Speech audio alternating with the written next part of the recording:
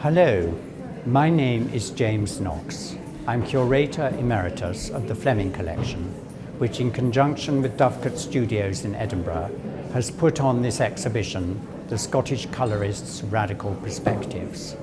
And today I've rounded up a veritable posse of professors of international renown in art history who have come to tell me about their favourite works in this exciting show. It gives me very great pleasure to introduce James Holloway, who arguably has been the most influential director of the Scottish National Portrait Gallery in the 20th century and a bit of the 21st century since the founding fathers in the 19th. Because when James was director, he completely reorganised, refreshed, rejuvenated, and brought joy, light, and a lot of tartan in the best possible way to the Scottish National Portrait Gallery. But James is here today to talk about his favourite paintings in this exhibition. James, tell me, why have you chosen this picture?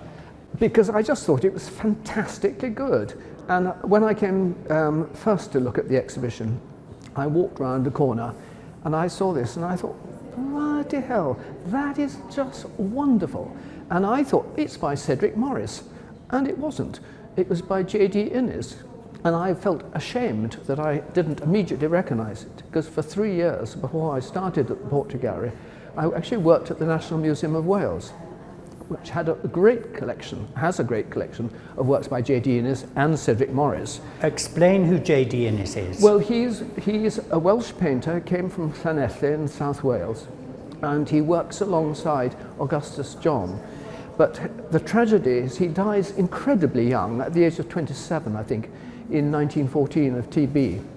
So there's only about 3 or 4 years, 4 or 5 years of really active life.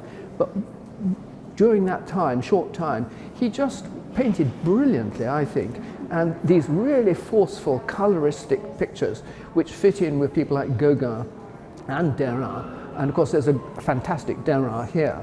And there are lots of parallels between the two. I just think it's a knockout painting. What does it make you feel, as you are part Welsh, and I know you can speak Welsh, well, what does it make you feel when you see this? This is a very good question, because I think because I'm Welsh, I see this picture in a way that only Welsh people would see it. Because this is Arenig fawr in Snowdonia. And for Welsh people, that part of Wales is very important because it's where the last stand of independence took place. So this has for a Welsh person, this has a sort of significance as a mountain, as a sort of redoubt, really, of Welshness.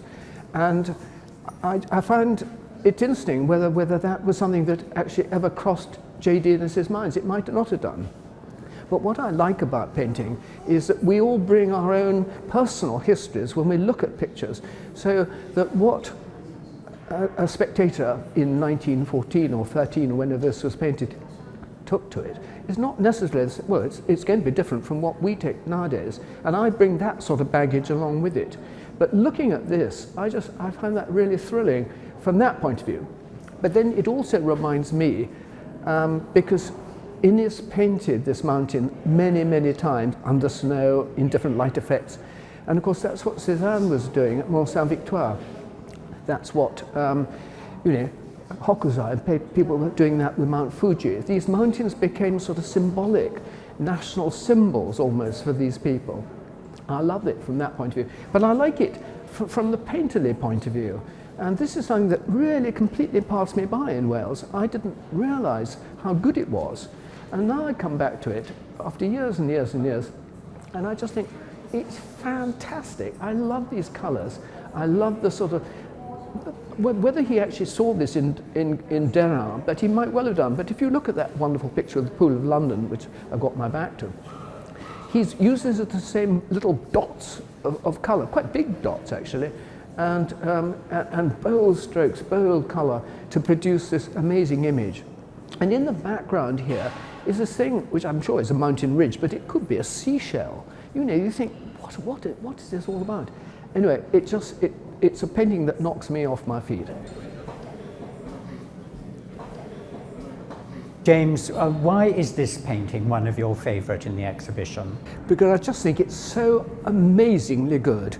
It's one of these pictures that you look at and you think, wow, how on earth did he pull it off just like that? It's sort of thing that we've all tried to paint over in our childhood.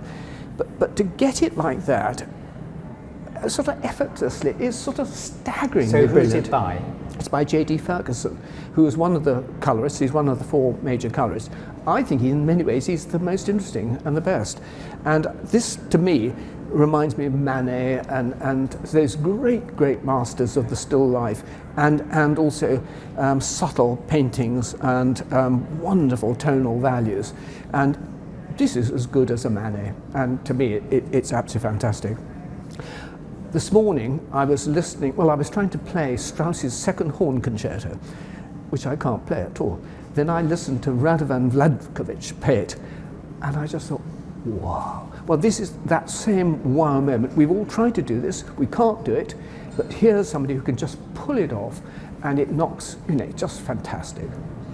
And he was quite young when he painted He this. was very young. I mean, I think this is about 1905 or something like that. And he went on for ages and ages, right into the 60s and or even 70s. But at this stage, he was right in the heart of sort of contemporary world, mixing with Picasso, Matisse, and down at Saint-Paul de Vence. But this was pre-Paris. That was even pre-Paris. But this painting is pre the shock of the Fauves. It is. But this, to me, is Manet, really, and possibly some of the other French realist painters as well. But this is just a staggering piece of painting. Thank you.